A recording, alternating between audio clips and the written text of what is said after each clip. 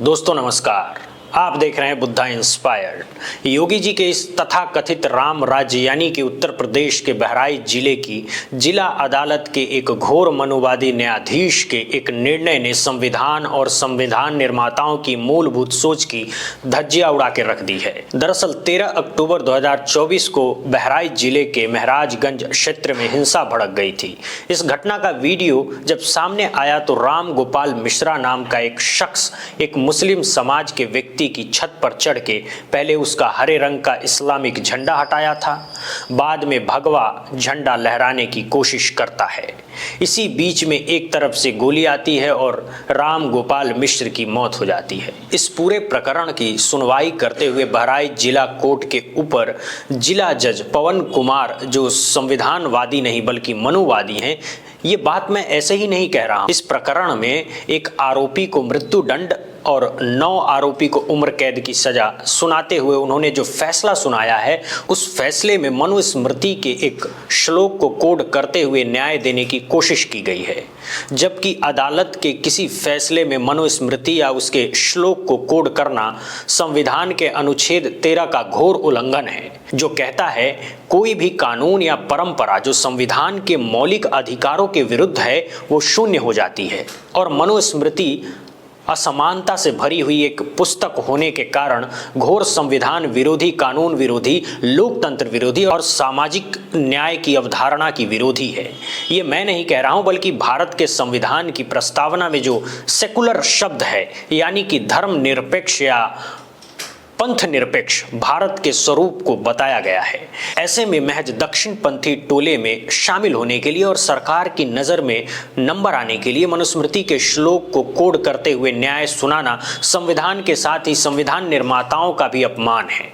ये बात मैं किस आधार पर कह रहा हूँ? दरअसल बाबा साहब भीमराव अंबेडकर ने एक बार नहीं बल्कि मनुस्मृति को जलाते हुए बाबा साहब कहते थे, मनुस्मृति कोई तटस्थ नैतिक ग्रंथ नहीं है, जन्म आधारित वर्ण व्यवस्था को वैध ठहराती है, स्त्रियों और शूद्रों को अधिकार विहीन करती है, दंड और न्याय में असमानता का नियम बनाती है। यानी कि मनुस्मृति स्वतंत्रता, समानता और बंधुत्व के मूल्यों की शत्रु है। 25 दिसंबर 1927 को महाड़ सत्याग्रह के दौरान मनुस्मृति का दहन यानी कि मनुस्मृति को जलाते हुए बाबा साहब ने कहा था कि भारत का भविष्य शास्त्रों से नहीं समानता से चलेगा। जो ग्रंथ मनुष्य को जन्म से ऊंचा नीचा बनाए, अपमान और बहिष्कार को धार्मिक स्वीकृति दे, उसे समाज स्वीकार नहीं कर सकता। 1963 में बाबा साहब ने एनिशन ऑफ कॉस्ट यानी कि जाति का विनाश नाम की जो पुस्तक लिखी थी, उसमें वो लिखते हैं जाति व्यवस्था की जड़ें धार्मिक शास्त्रों में है और उनमें मनुस्मृति सबसे प्रभावशाली है। केवल इतना ही नहीं, रिडल्स इन हिंदुज्म नाम की पुस्तक में बाबा साहब लिखते हैं कि मनुस्मृति नैतिक ग्रंथ नहीं बल्कि ब्राह्मणवादी प्रभुत्व का राजनीतिक दस्तावेज है।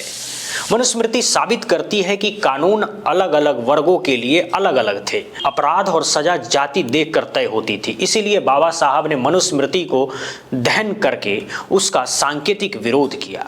इसके बाद मनुस्मृति के खिलाफ लिख के लोगों को जागरूक किया। जब बाबा साहब के हाथ में कलम की ताकत आई तो संविधान के अनुच्छेद 14 कानून के समक्ष समानता, अनुच्छेद 15 जाति लिंग के आधार पर भेदभाव का निषेध करना, अनुच्छेद 17 अस्पृश्यता का पूर्ण उन्मूलन जैसे अनुच्छेद बना के मनुस्मृति की गैर बराबरी की, असमानता की, इंसान को इंसान न समझने की प्रवृत्ति पर पूर्ण रूप से अंकुश लगा के उसका बढ़िया कारण कर दिया।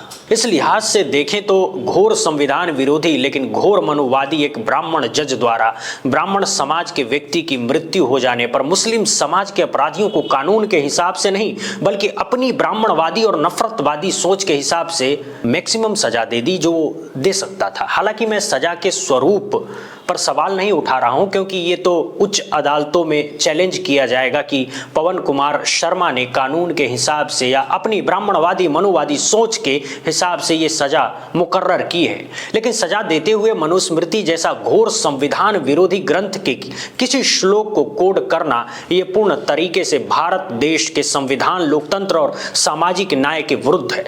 इसीलिए बुद्धा इंस्पायर्ड इस फैसले की कड़े शब्दों में निंदा करता है। हालांकि पवन कुमार शर्मा इस फैसले के द्वारा जो चाहते थे उनका काम बन गया। दरअसल इस तरह के नफरत से भरे बयान या फैसले देने से न सिर्फ सरकार बल्कि सरकार के बाहर भी अंक बढ़ते हैं और दक्षिण टोले में ऐसे लोगों को उचित सम्मान देकर के सर्विस में रहते हुए अच्छी पोस्टिंग और सर्विस के बाद भी कोई मलाईदार पद दे करके उपकृत किया जाता है।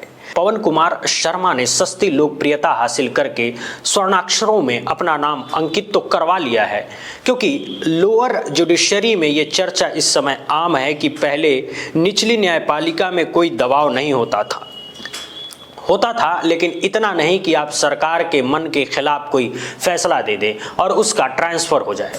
पहले निचली अदालतों में जजों का ट्रांसफ़र या तो व्यक्तिगत अनुरोध पर होता था, किसी विशेष कारण से होता था, या पूरी समय अवधि पूरा होने के बाद होता था। लेकिन अब भी सेशन हो जाता है, सरकार के एजेंडे के खिलाफ कोई फैसला सुना देने पर हो जाता है, किसी मंत्री विधायक की न सुनने पर हो जाता है।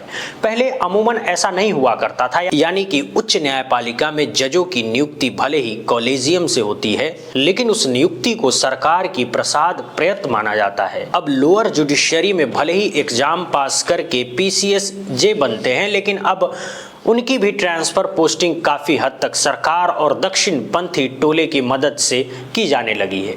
इसीलिए अब यहाँ भी सरकार की नज़रों में अपने अंक बढ़ाने का चलन जो है शुरू हो चुका है। पवन कुमार शर्मा उसी क्रम में आगे बढ़ते दिखाई दे रहे हैं। हालांकि न्यायपालिका में कोई जवाबदेही नहीं है। निचली अदालत को लगा उसने ये निर्णय दे दिया, ऊपरी अदालत को लगेगा वो फैसला बदल देगा, फिर और ऊपरी अदालत को लगेगा वो उसका फैसला बदल देगी। वास्तव में फैसला किसका सही था, किस आधार पर दिया गया था, ये न्यायपालिका में कोई नहीं पूछता। न खाता न बही, जो स्वयं भू कह दे वही मान्य हो जाता है। दोस्तों आज के लिए बस इतना ही। बहुत बहुत धन्यवाद।